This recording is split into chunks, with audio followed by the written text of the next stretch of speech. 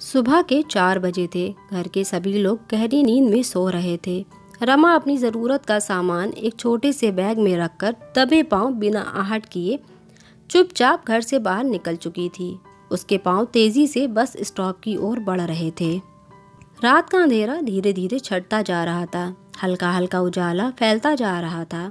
रमा जौनपुर से सुल्तानपुर जाने वाली बस में बैठ गई। उसने इस जगह से दूर चले जाने और वापस कभी न आने का दृढ़ निश्चय कर लिया था। 3 साल पहले ही रमा की शादी जौनपुर के एक व्यापारी के यहाँ हुई थी। शुरू के कुछ दिन रमा के लिए बहुत अच्छे थे, मगर जल्द ही उसको हकीकत से रूबरू होना पड़ा। उसका पति योगेश एक नंबर का शराबी और नकारा व्यक्ति था। उसके जेठ का ही सारे व्यवसाय पर कब्जा था।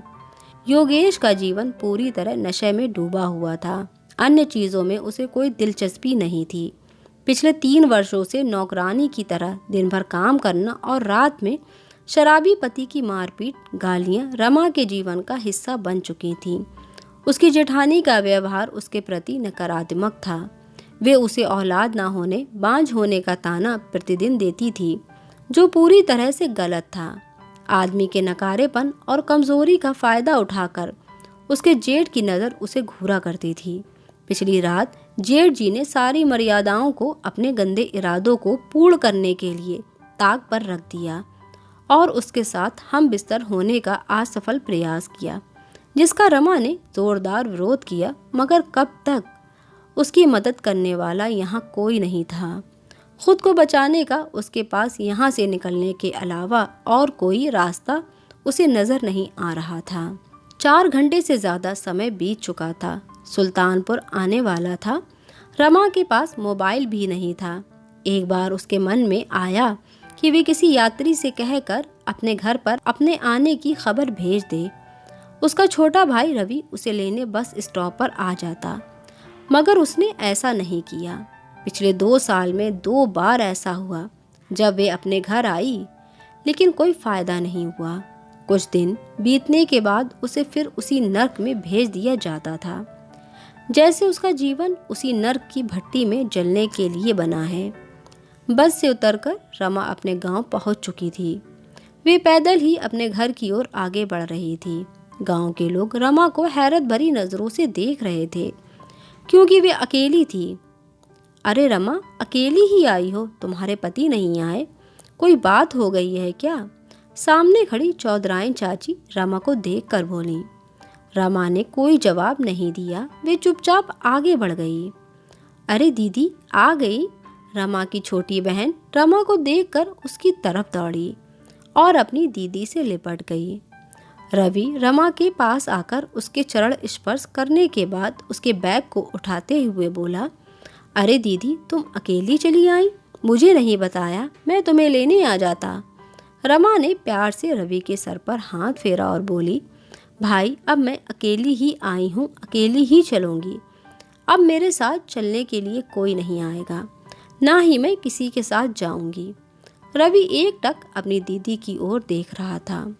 वे समझ चुका था अपनी दीदी के जीवन के दुख को।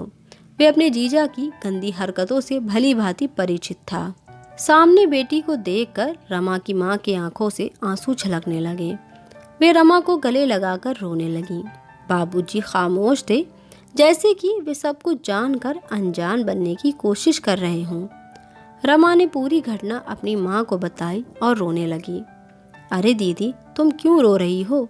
रोएंगे तो वो लोग जिन्होंने मेरी दीदी के साथ अमानवीय कृत्य करने की कोशिश की है। मैं उन्हें छोड़ूंगा नहीं।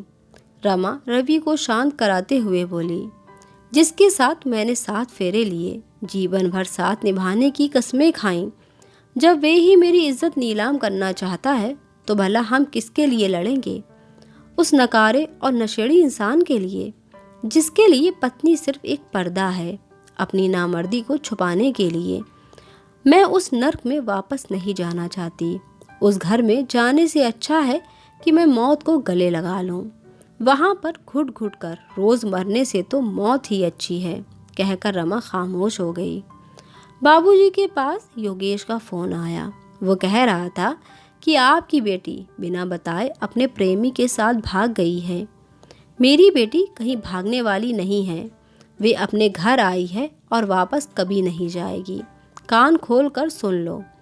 इतना कहकर बाबूजी ने फ़ोन बंद कर दिया और रमा की तरफ देखने लगे। जैसे ही उनके एक गलत फैसले ने उनकी फूल जैसी बच्ची के जीवन को नर्क से भी बदतर जिंदगी जीने के लिए मजबूर कर दिया हो। उनकी आंखों में आंसू छलकने लगे। 1 महीना बीत चुका था। पूरे गांव में रमा के ससुराल छोड़कर आ जाने की चर्चा हो रही थी। लोग तरह तरह की बातें कर रहे थे।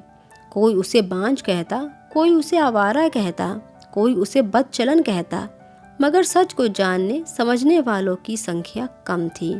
आखिर औरत को ही गुनाहगार क्यों समझा जाता है? क्या उसकी शादी के बाद उसका अपना कोई अस्तित्व ही नहीं रहता? क्या शादी होने के बाद उसकी सभी इच्छाओं का अंत हो जाता है? रमा की परेशानियों का अंत नहीं था। वे कहीं जाती तो अनगिनत नजरें उसे घूरने लगती। लोग उसे देखकर फप्तियां कसते, इशारे करते, यहाँ तक कि गांव की औरतें आपस में कानाफूसी करने लगतीं। वे जिधर जाती वहीं लोगों की उंगलियां उसकी ओर उठने लगतीं, जैसे कि औरत होना एक गुनाह है और उस औरत के लिए जो अपना ससुराल छोड़ कर आई हो, उसके लिए शायद दुनिया और समाज की नज़रें हमेशा टेढ़ी ही रहती हैं। उसका दर्द समझने वाले कम ही होते हैं। उसे नोच कर खाने वाले शैतानों की कमी नहीं है। दीदी, दीदी कहाँ हो? जल्दी आओ। रवि बोला। क्या है भाई, क्या हुआ? रमा बोली, दीदी मैंने अपने एक मित्र से तुम्हारी नौकरी के लिए बात की थी। कक्षा 8 तक के बच्चों को पढ़ाने के लिए एक अध्यापिका की ज़रूरत है। मैंने तुम्हारे लिए बात कर ली है। कल सुबह साक्षात्कार के लिए चलना है, तुम तैयार रहना।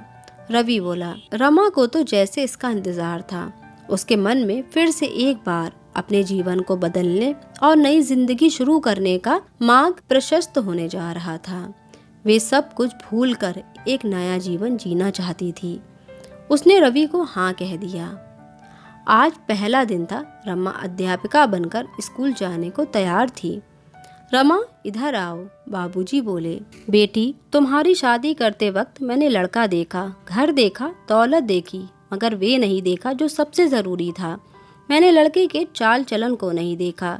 अब मुझे महसूस हुआ है धन, घर, दौलत से कहीं ज़्यादा मूल्यवान चीज़ है अच्छा इंसान, जो मैं नहीं देख पाया। हो सके तो मुझे माफ़ कर देना, क्योंकि इसमें तुम्हारा कोई दोष नहीं है। तुम तो निर्दोष हो, दोष तो मेरा है। अब मैं उस घर में तुम्हें कभी नहीं भेजूंगा।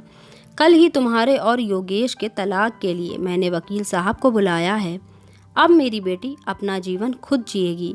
मैं किसी की परवाह नहीं करूंगा।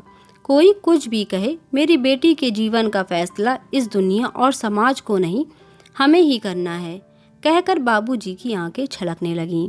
आज से रमा के लिए एक नया दिन था। वे घर से निकलकर चल पड़ी और अपने नव जीवन की ओर, जहां से उसे प्रताड़ित करने वाला कोई नहीं था। अब उसे अपने जीवन का लक्ष्य प्राप्त करने से रोकने टोकने वाला कोई नहीं था।